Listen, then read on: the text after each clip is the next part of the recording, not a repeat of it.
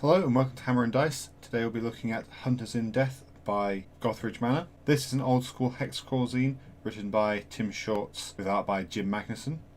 As it says on the cover, this zine is an old school hexcrawl and gives details of the locations within the Komor Forest, giving details of roughly 12 hexes within this forest. The major settlement within this location, Hound's Head, as well as various adventure locations around the forest and random tables for what you'd encounter there, as well as rules for generating your own burial mounds and crypts for your players to delve into seeking treasure.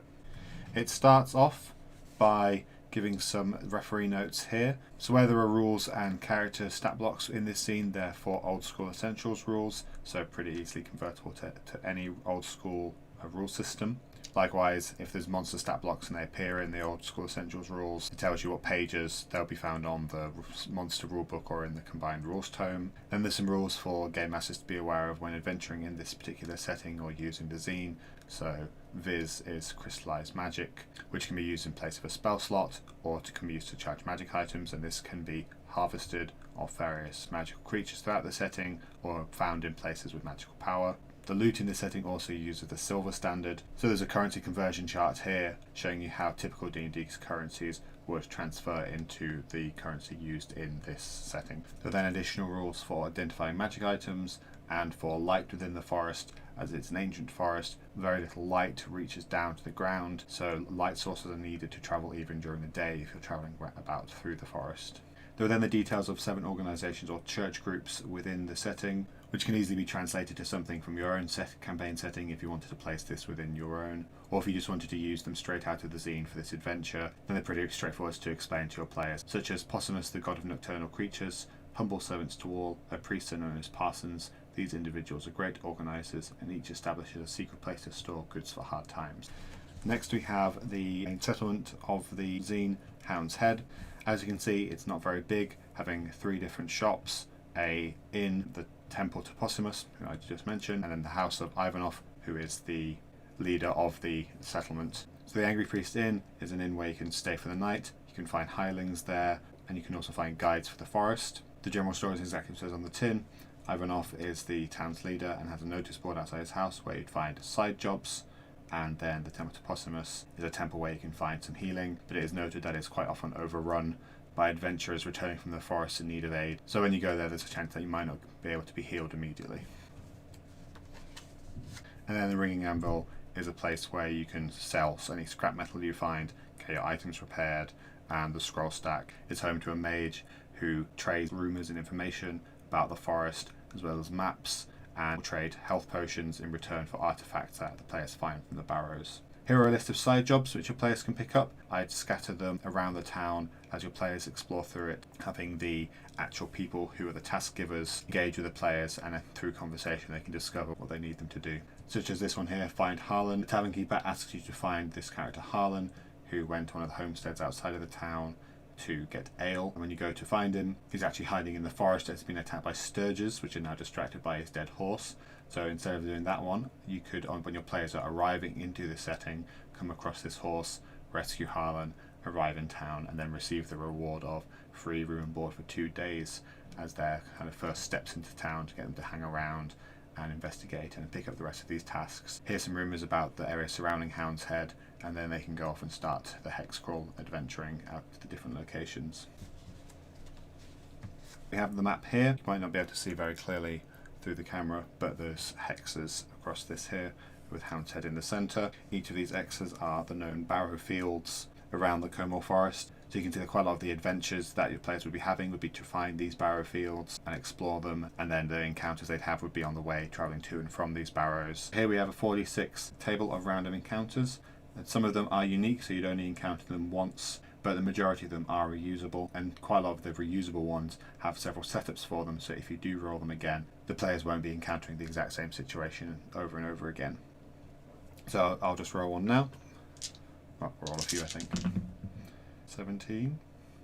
Skeleton Horde. There are 46 times 10 skeletons walking through the forest. They swarm towards any movement. On the surface you think, yes, a large number of skeletons for your players to fight. You get to here, see 4d6 times 10. So if I roll that again, 150 skeletons walking through the forest. Your players would very likely not be able to deal with that in any kind of reasonable way if they're at this stage in their adventuring career where they're going out to raid these barrows. They'd have to overcome that situation through means other than charging headlong into 150 skeletons. And I'll just roll up another one now to see what else we can get. 13. Goblins.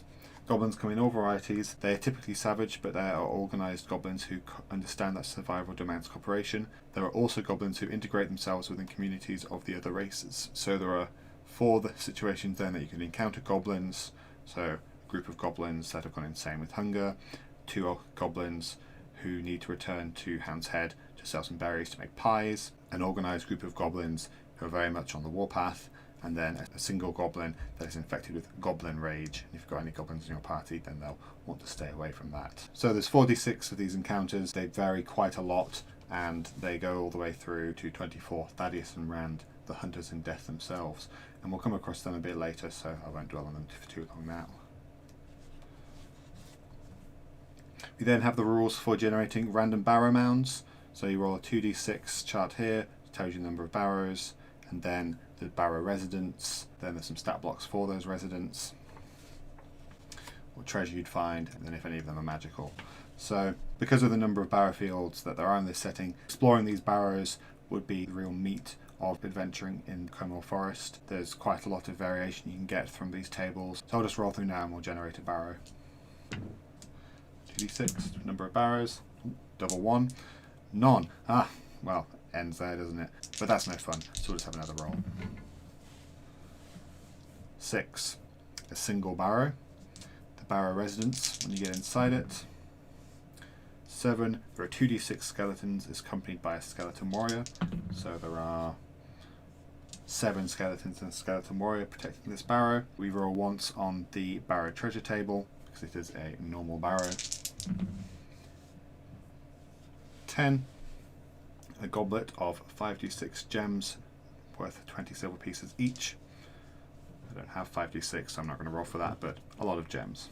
Because of the variety in the sizes and the variations of these barrows, I think it's very much up to the game master to decide their layout, how big they are, how many chambers they have, how deep they go into the earth. And I wouldn't expect there to be pages and pages of different barrow layouts in a zine of this size, as a barrow that's inhabited by a lone direwolf will look very different to one that is a crow temple full of skeletons and skeleton warriors.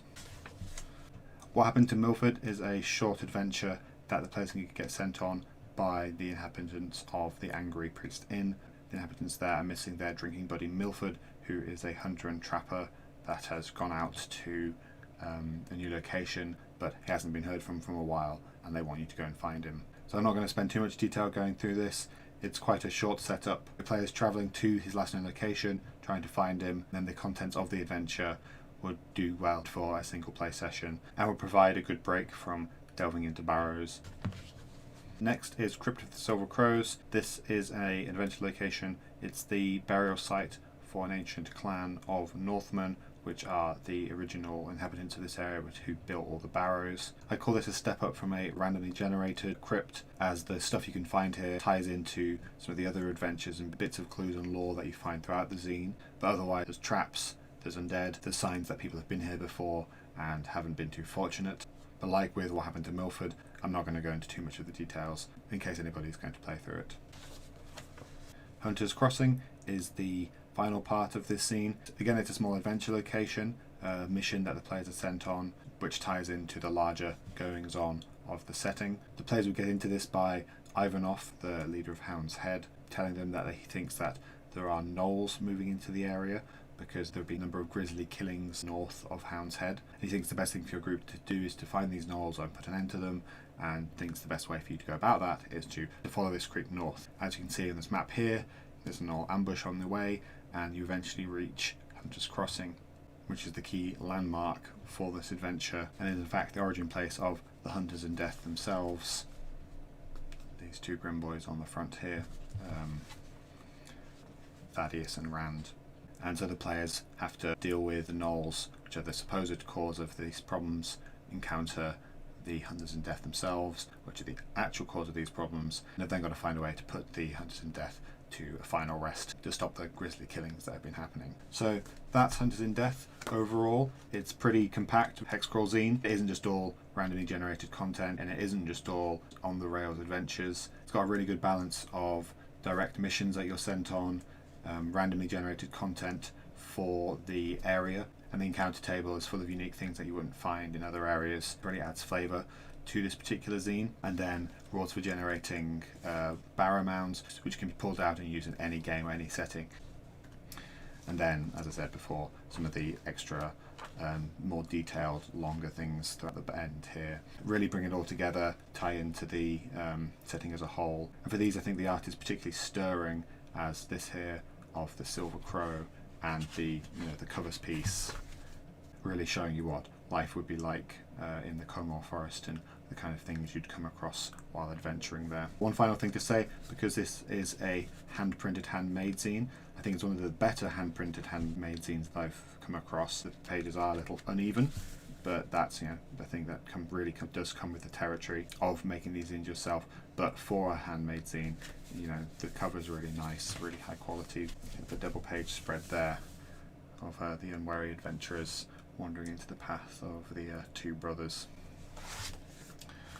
So that's Hunters in Death. I'm going to leave it here for the full credits, but I really like it. It's only just arrived today and I've read it all the way through cover to cover and was just taken away by it. So if you like what you see and you want to pick it up, I'll put some links in the description for where you can buy it in PDF, and I think there's a few print copies left as well, so I'll put a link to that as well there. This has been Hammer and Dice. Thank you for watching.